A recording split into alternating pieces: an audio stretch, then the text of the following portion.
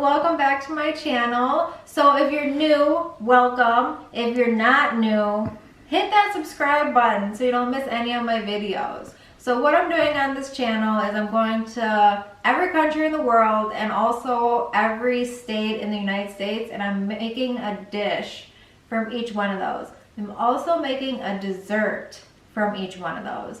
So today we're going to be in Louisiana and we're going to make some gumbo. And this is really good gumbo. It's really good. We're going to start off with a giant Dutch oven. If you don't have a Dutch oven, you could do it on a regular pot, but I prefer a Dutch oven. So what we start with is the hardest part, and that's going to be making the roux. So we're going to add equal parts vegetable oil, because it's the highest, what's that called with the oil? Heat capacity. Heat capacity. But without burning. Without burning. Thanks, Jesse. And then we're going to add just basic flour, and we're going to whisk it in.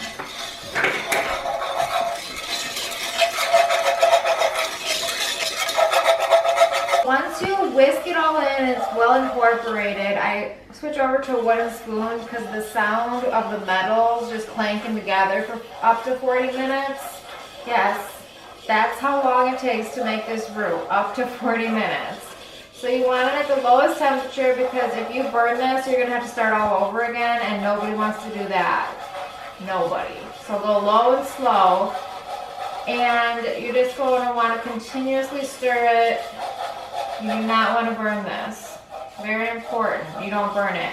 And we're going to want to get it to a thick, pasty, like chocolate color consistency, paste-like stuff here. So while my roux is like halfway kind of done, I'm going to take it off the heat, because you're going to have to continue stirring it until this thing is cooled down, because you don't want to burn it. So we're going to take it off and keep stirring it, and we're going to work on the next step of our project here, and that's going to be the andouille sausage. We have our andouille sausage, and I just cut it in little rounds, and we're going to stick half of it, just half, in the pan. And we're going to save the other half for later. So this is going to thicken while it cools. And you don't have to stir it as much when you take it off the heat. And then you see the color on these andouille sausages? They look about ready to throw into the paste over here. So we're going to just toss all of this into the Dutch oven here.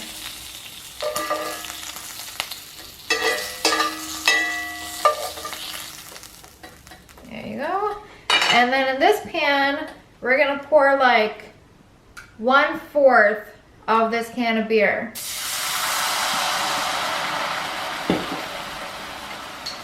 And you're going to want to scrape all the little stuff off the bottom of this pan. We're going to throw all this beer right into the Dutch oven. With all those pan drippings and everything. Put this back on the stove, and now we're going to add our vegetables. Vegetables, celery, bell peppers, onions, and 1 spicy pepper of your choice. I have these ones growing in my garden.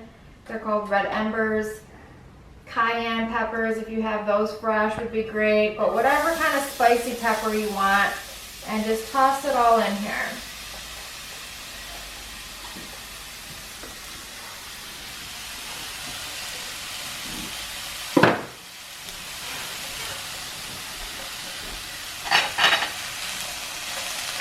So we're not going to want these vegetables to get translucent today, because we're going to stew them for so long. But look at how dark this roux has gotten. It's gotten to a paste-like consistency once you take it off the heat.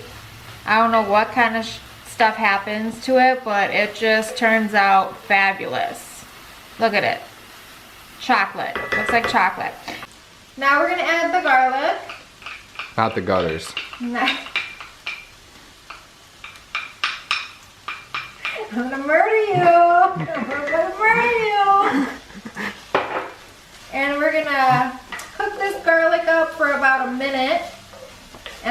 add it to the Dutch oven. Okay, so we're gonna add these vegetables. Wow, the Dutch ovens and cast iron's real heavy. Whew. I'm gonna add these vegetables right onto here. We're gonna stick this Dutch oven back on the heat source.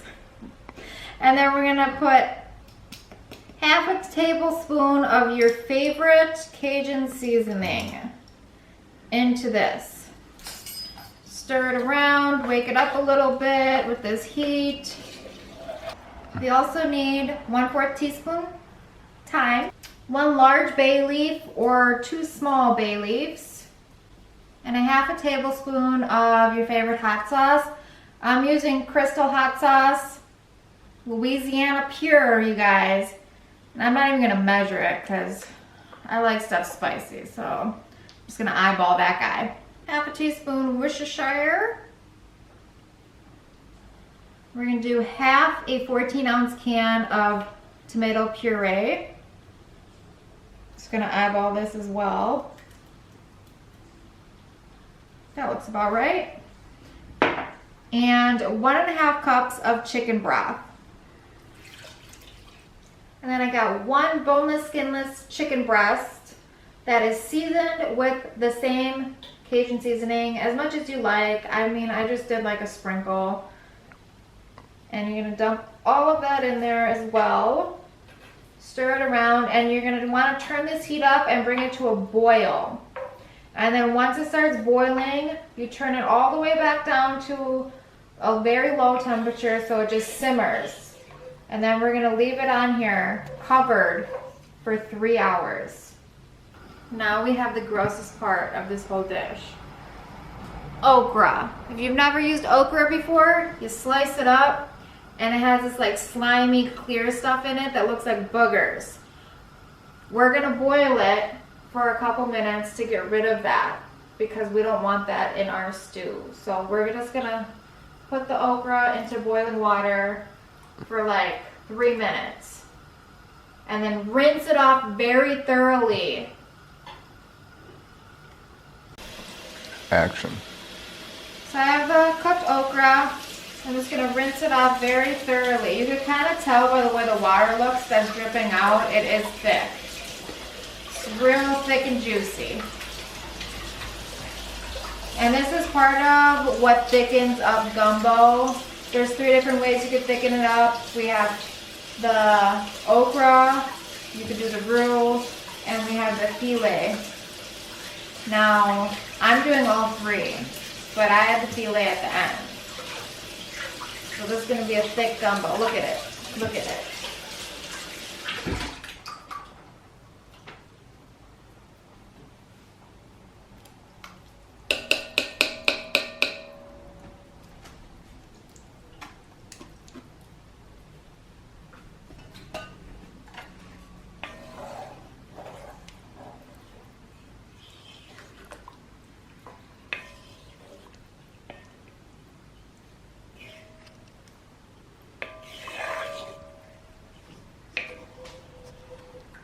Okay. 3 hours later, and now I'm going to add the rest of my andouille sausage. Just throw that right in. And then we're going to add, so normally people put shrimp in here, but I'm not the biggest fan of shrimp. I had a very unfortunate incident happen to me a couple years ago. Haven't had a shrimp since. So I use scallops. So you're going to want to put the scallops in there and then stir it all around. And then in 15 minutes, we're going to be done here. Stir it, put the lid back on, set a timer for 15 minutes, and that's it. So the hardest part of the whole stew was the roux. The rest of it is pretty damn easy. I believe in you. You could do it, and it's worth it to make the roux right. It's delicious. And I usually serve this over a long grain white rice like basmati. We all know basmati is the best.